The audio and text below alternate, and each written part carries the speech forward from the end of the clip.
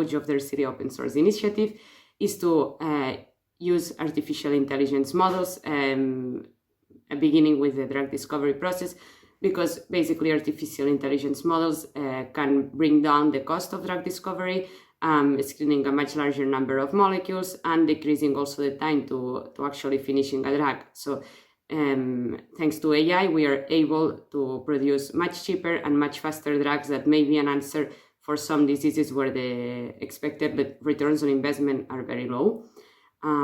We are well aware, though, that artificial intelligence is cheap, but it has its own drawbacks.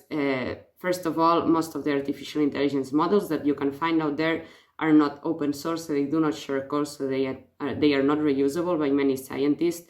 Many of them lack experimental validations, and the benchmarks are not clear, so this is also making it difficult to apply them in drug discovery pipelines.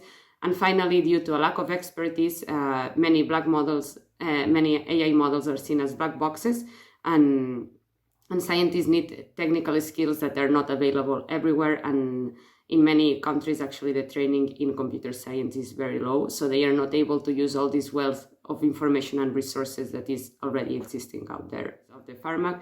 So drug discovery can be helped by artificial intelligence at all levels, even to prioritize which genes are going to be targeted, to improve to select which chemical leads can be used for a particular disease, or to optimize these leads so they acquire certain toxicity or pharmacokinetic properties. And even in the clinical trial and post-approval decisions, there is also models that can help us speed up this process.